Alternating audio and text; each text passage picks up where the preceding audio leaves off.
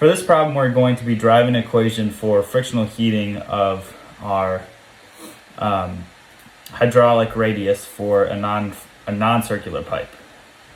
So normally for our circular pipe,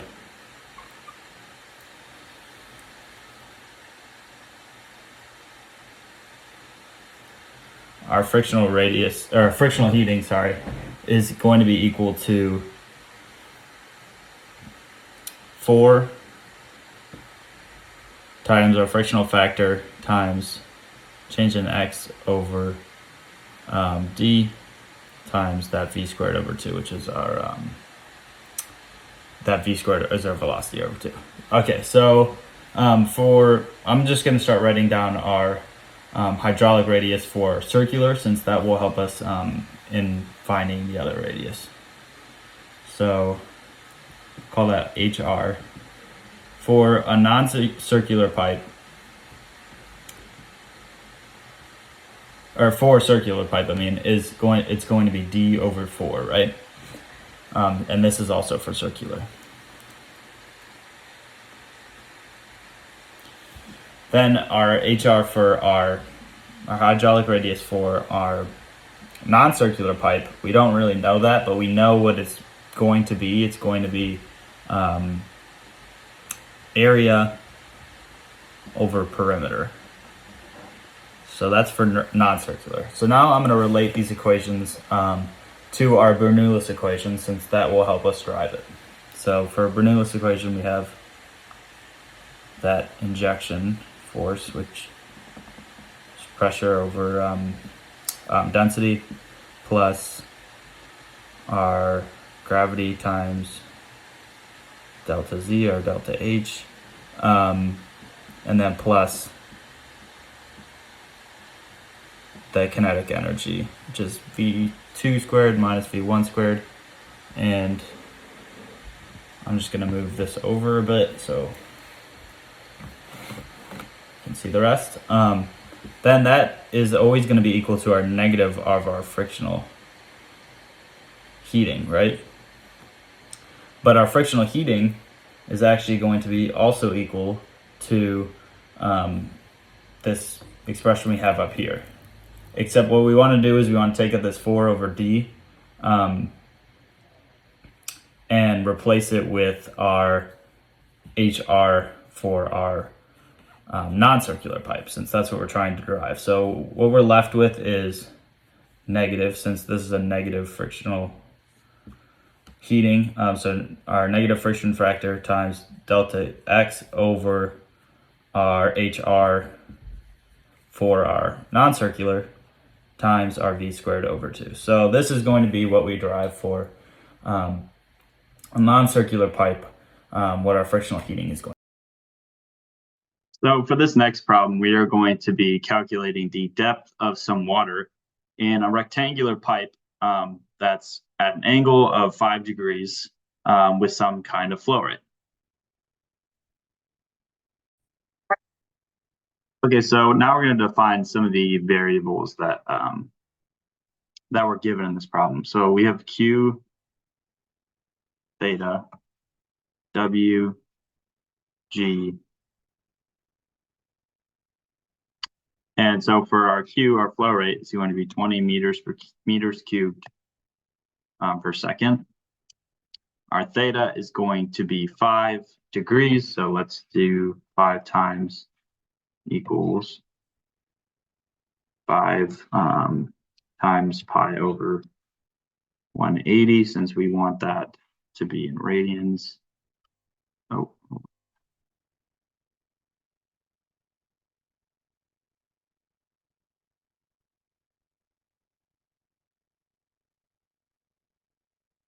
And then we have 4 meters.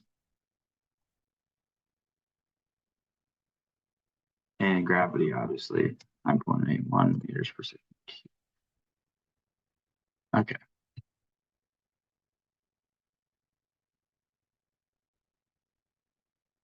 And then we also have our density.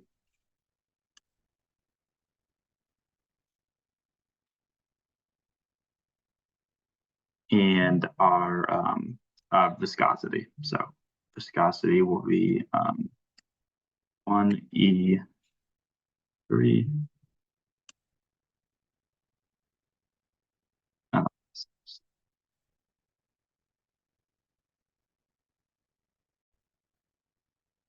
So next we want to actually start grabbing these. We want to grab these values right here.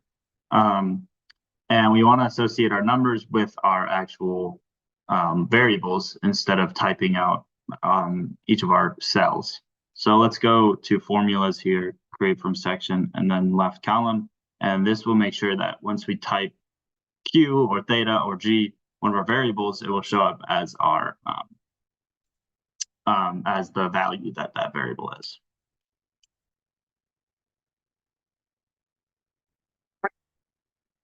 So next we have to actually start making some guesses. So for our first guess, we do not know this value, so we're going to guess our frictional factor. Frictional factor, I'm just going to say is 0.5 meters. And then we also need to guess our height.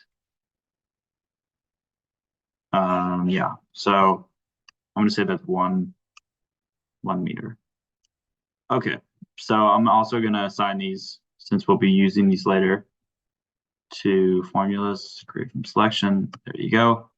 And yeah, so we'll move on. So right here, I actually have our values for the equation that we're supposed to be using. The Colebrook, I think, is the name of the equation. And then our hydraulic radius and our velocity equation. So let's start writing this out. So first we have our hydraulic radius. So that's going to be equal to, it'll be equal to our height times W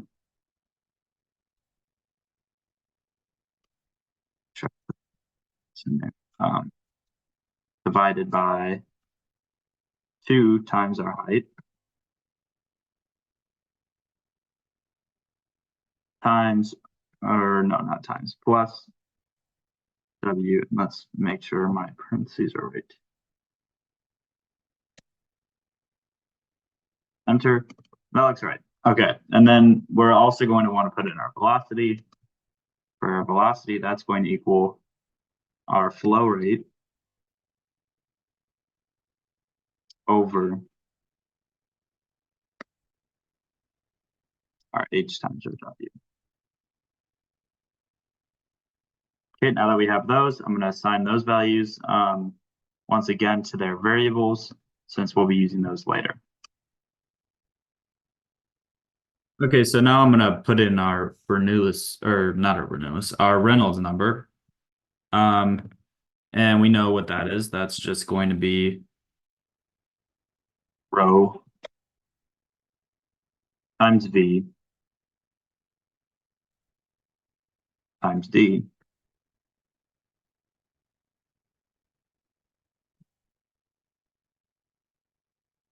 Rho V D.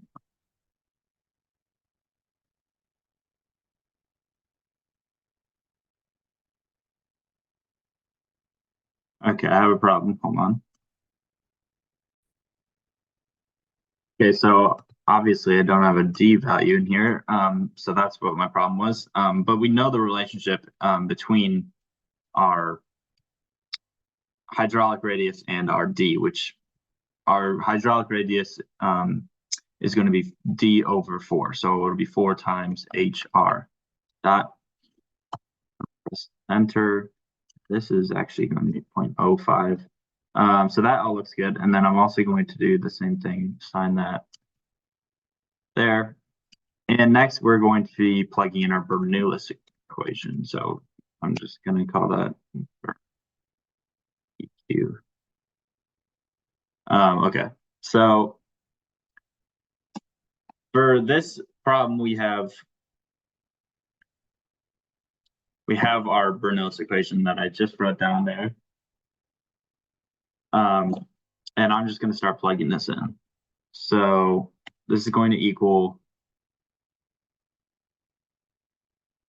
G, wait, let me put this in parentheses. G times sine of theta. So our theta is just going to be theta there, other parentheses, minus, we have our F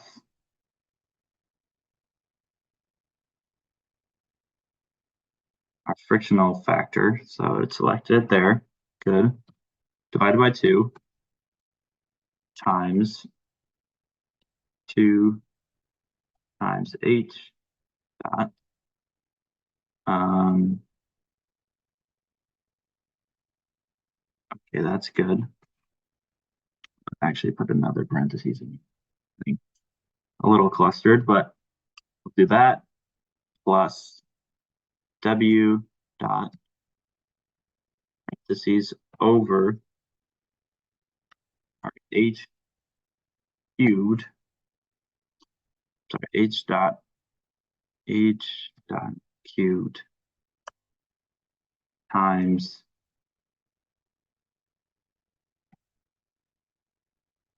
W.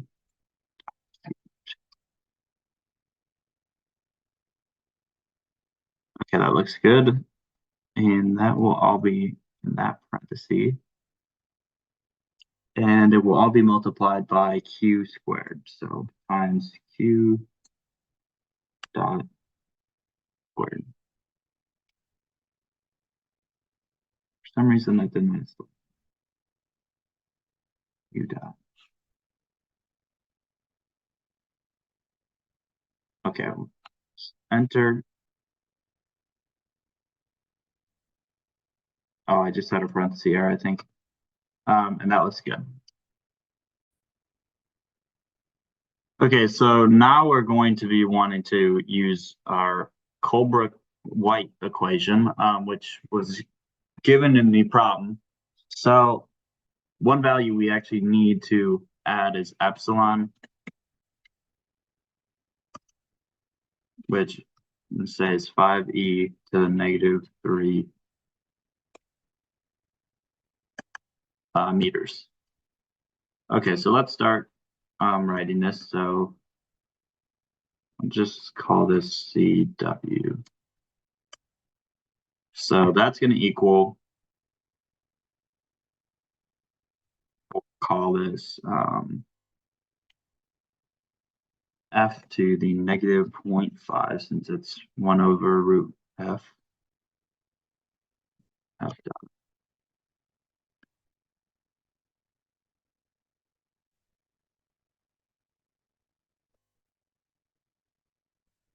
Okay, and then we're going to be plus 2 times log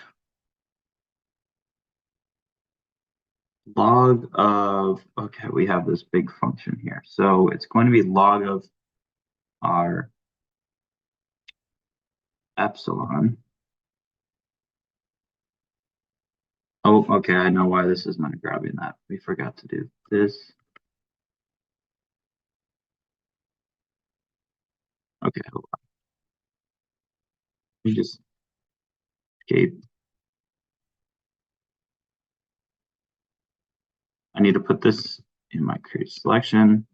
Okay, there we go. Of course, that didn't save anything, but we will keep going. So F dot negative 0.5, right, plus 2 times the log of epsilon over 12 times Reynolds number.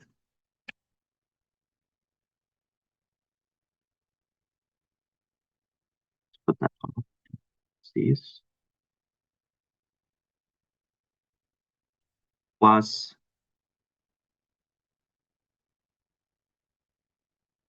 2.51 over E dot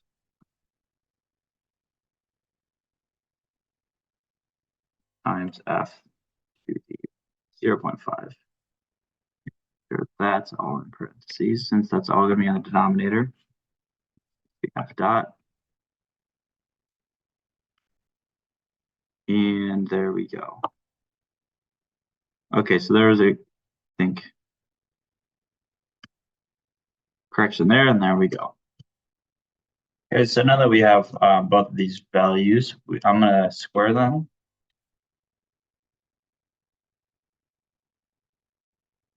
And then I'm also going to take the sum of them because we're going to need this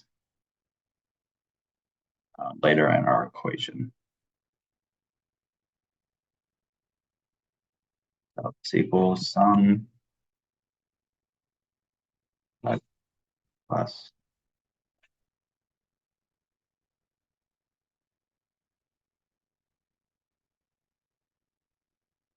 And there we go. So what we want to do now is we actually want to minimize this value that we just found. So hold on, let me go back to develop. Where's this at? My data, okay. So we want to minimize this value to which we find our height eventually, which is going to be the height of what we're trying to find, the height of the water in our like rectangular tube that we have. So we're going to do that by clicking this solver, and we want the minimum, and our variable cells are going to be those two cells right there. And then we also want to go to options here, use automatic scaling. Good that we have that. And then we just solve for it. Okay, so now we'll press OK there.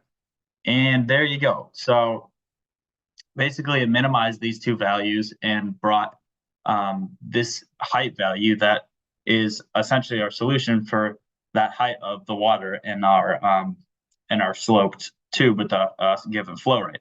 So that's what we get. We get 0.804 meters, and that's what our solution will be to this problem. For this next problem, we are going to be deriving an expression for the diameter of this pipe, an optimized diameter based on the capital costs and the power costs. And then we're going to discuss why the velocity should stay at 2 meters per second in our pipe for a really long time. So let's write out our costs first. Our costs are going to be equal to CC times D times L plus our power cost plus power. Okay, so now we're gonna try to solve for this power that we have here. So let's write out Bernoulli's equation. So let's do delta P over density plus G times delta Z. That's gonna be equal to fanning friction plus internal energy plus our network workforce. So dWNF over dN. Okay, so now we are optimizing our diameter in this case, and so that means we can set this side of the equation equal to 0. So now that that's 0, we can take this right here, which is going to be our power, over to the other side. So let's do that.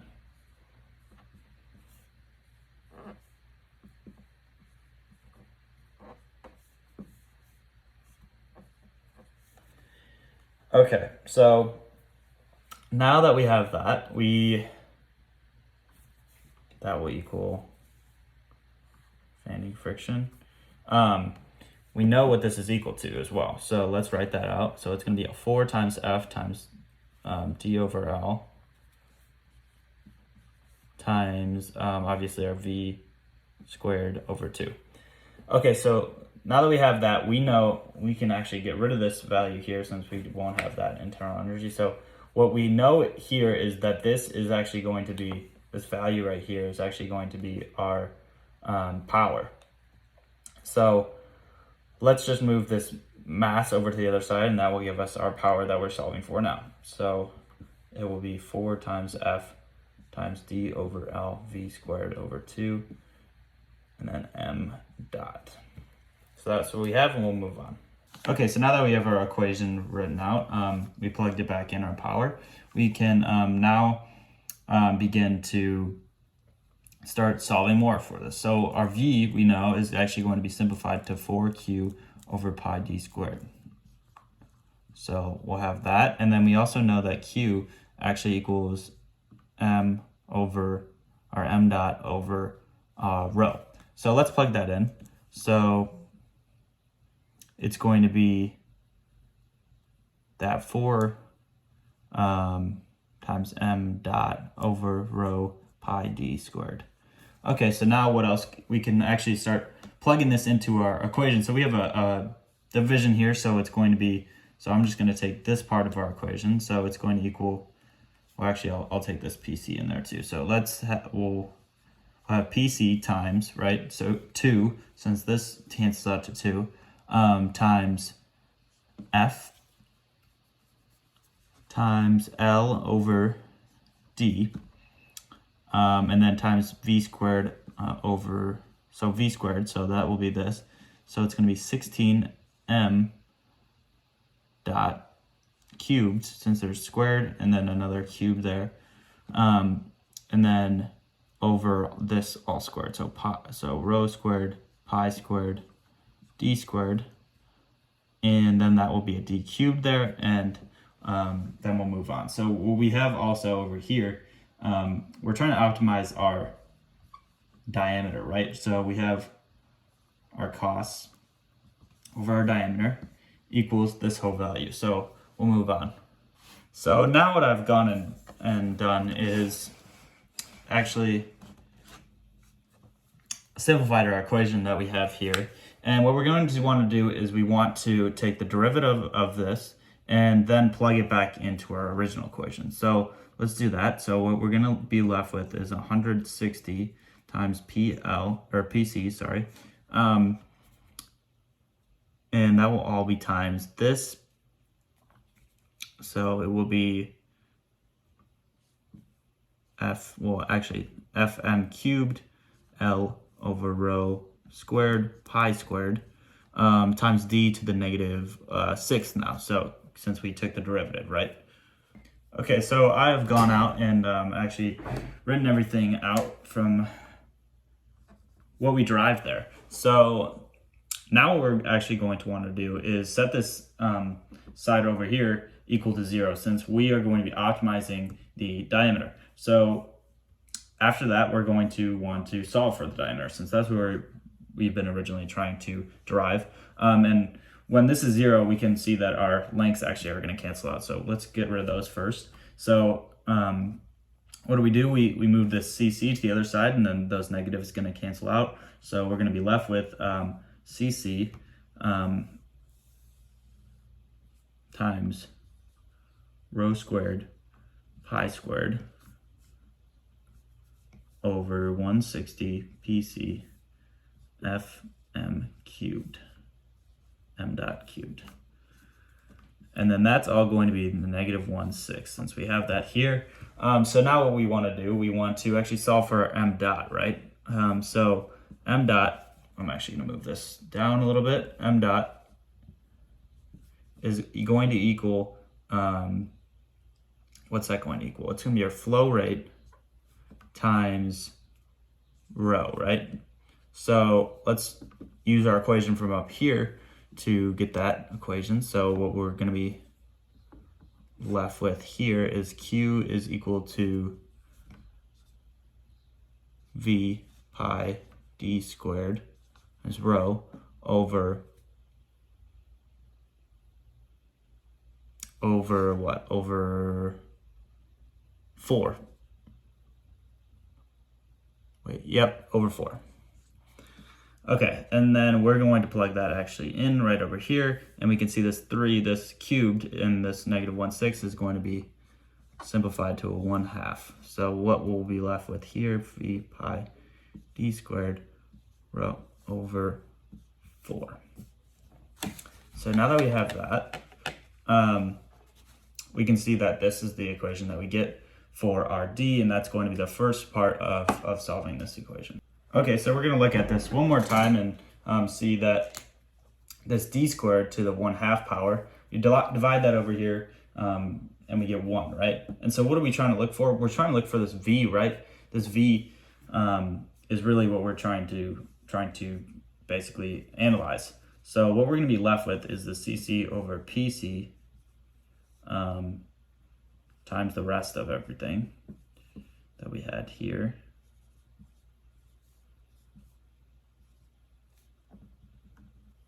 So this m cubed is gone. So that's what it was left with since we moved the m cubed over there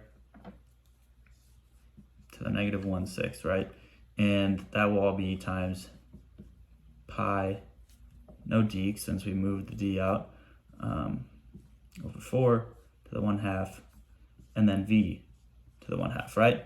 And so v equals what? In this scenario, we had v equals 2 meters or 2 meters per second, since that's what we're looking at, and why this 2 meters per second is viable for the fluid inside this pipe to just be moving at that for a really long time. Well, this is because it's this value right here, the cc over pc, right here can essentially be canceled out since we have that over to the -1/6 power. And so what we get if we add our 2 meters per second in, basically the whole equation, this velocity can equal 2 meters per second, and it can stay that way forever.